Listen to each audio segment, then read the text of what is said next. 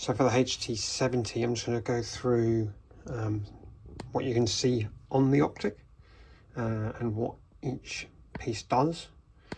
So I'll start with the the 4 buttons. So we'll start with the top one. So this is your zoom. So you short press it to zoom and long press it, and that's going to start your laser rangefinder. Next down we've got the menu button, so this one here. So you short press to open the menu and long press to return to the previous level after pressing the menu. And when the laser rangefinder is turned on, short press the menu key and that will lock the range that you've been ranging. So for example, if you're ranging at 140 meters, but you're moving around a little bit, you want to hold that at 140, you short press, it will lock it, and then you can go straight on to take your shot. Next one is your IR and mode switching. So you short press to turn on the film light. So this one here. Okay, so during only on your black and white and green mode. So that's your IR light, but we'll go on to that in a moment. And you long press it to switch your image color. So if you want to go from black and white to green or back to full color. And then you've got your exposure compensation and your photography and video recording. So if you short press to adjust the exposure compensation, so it'll let more light in and out. Long press it for 1.5 to 3 seconds to release shooting, and long press for 3 seconds to record video. That's what that one does. We've got your IR light on this side. Yep, so focus in and out. I tend to have it most of the way out and then backed off just slightly. Then we've got your laser rangefinder on the top. So you can see there. And then you've got a red dot light, a red dot on this side, which I don't really use, but you've also got the screws so you can adjust it as well. Comes with a nice handy flip cap, which I quite like. Bends it right back out of the way. And then on the other side is another Picatinny, or a Picatinny rail, in case you decide you want to put an external light on, external IR light. I haven't bothered. I quite like the one we've got that comes with it. It's more than handy. And then underneath the rubber cap is SD card slot holder and a Type-C charger, but I charge my batteries externally anyway. And on the back, battery in there. So it comes with, I think it came with one battery, a 18650 battery. I think I've got a few more just to have as spares. And then up front, so on here, so that's just your objective lens focusing, so basically your focus. And then at the back you've also got a diopter focusing ring, so this one here, just for individuals depending on what your eyesight's like. I wear glasses, so I have to adjust mine. So yeah, that's pretty much the unit. Comes in a nice box.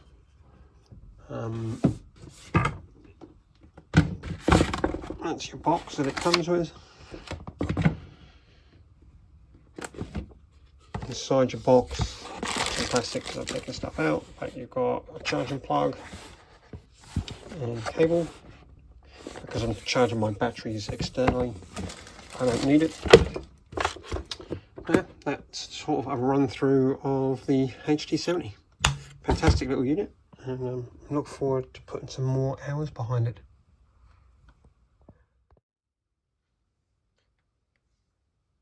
Okay, we're going to talk about the Sytong HT70 and the menu option. So I've had a look around and I haven't been able to find a menu sort of walkthrough.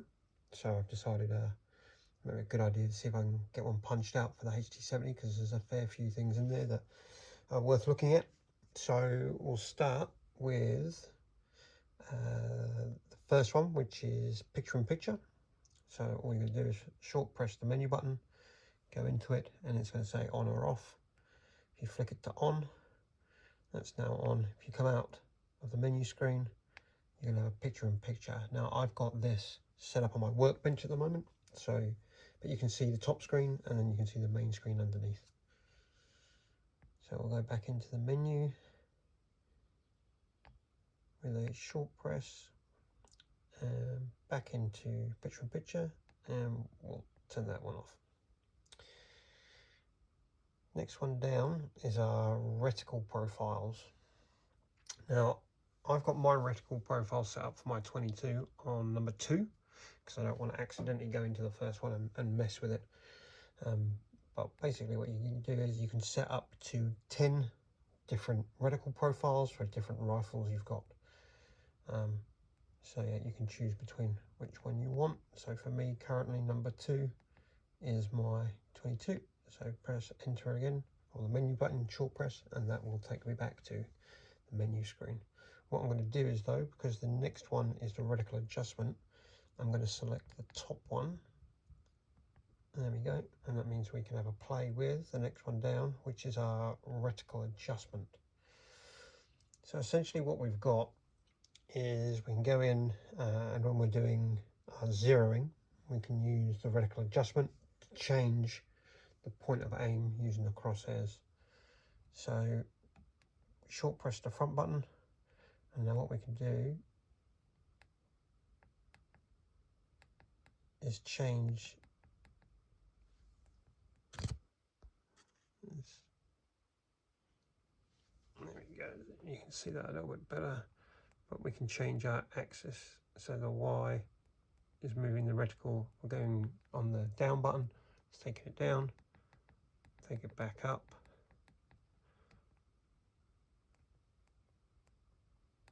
and essentially changes the crosshair position until it coincides with the impact point of your first round, and then you're going to be able to change everything in one shot zero. So we'll come out of that, go back into our menu. Next one is our distance unit. So the distance unit in yards and meters. I like meters, so we'll keep that one selected. Following on, we've got the OLED brightness. So this is the screen that you see. I have it set to dark. It's just my personal preference, but you can go all the way up to super bright. You can see that's blown right out.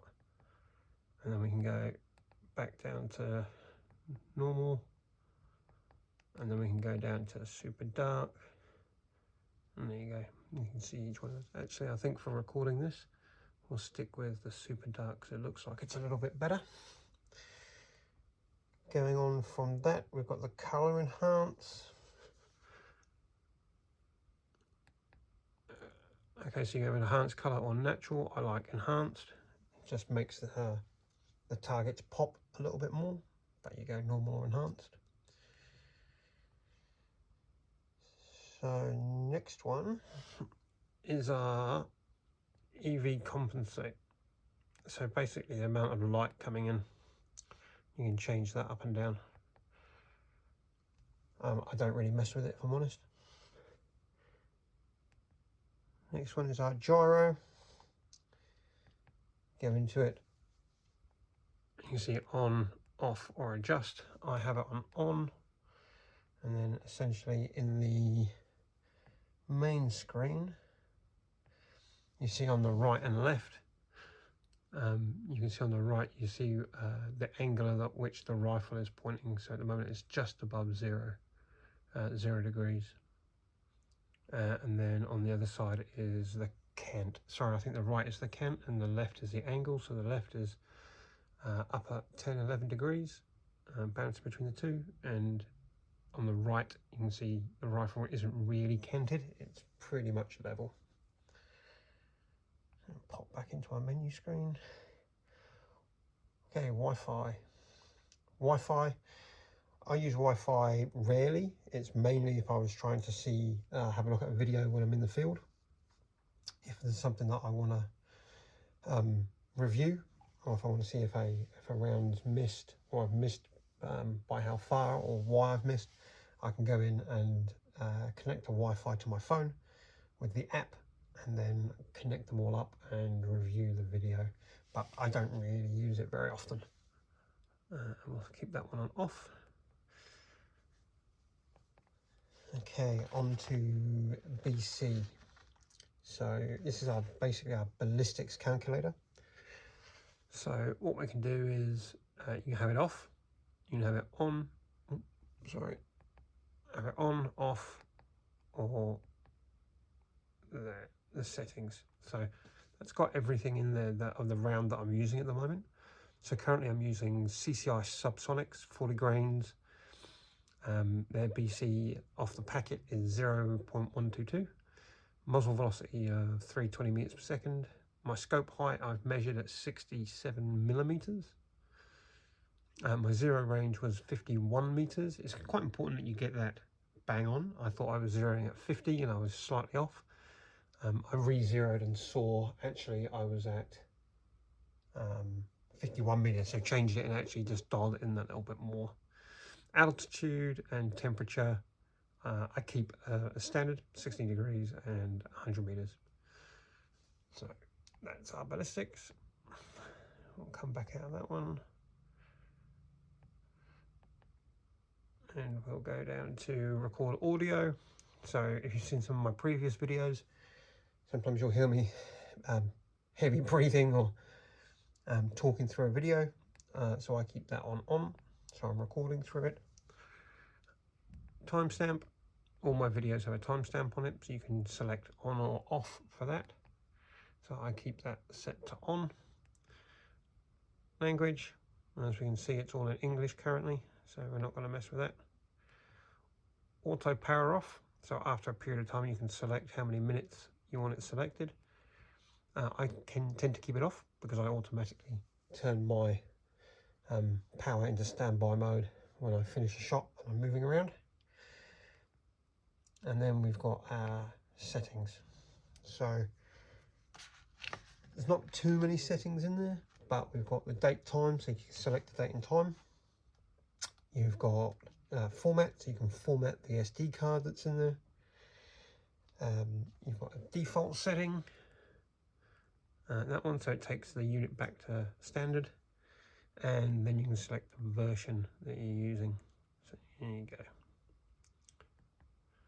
And we can come out of that and go back to our main screen. There we go. So that's a quick run through on each of the settings, the menu settings that you can see.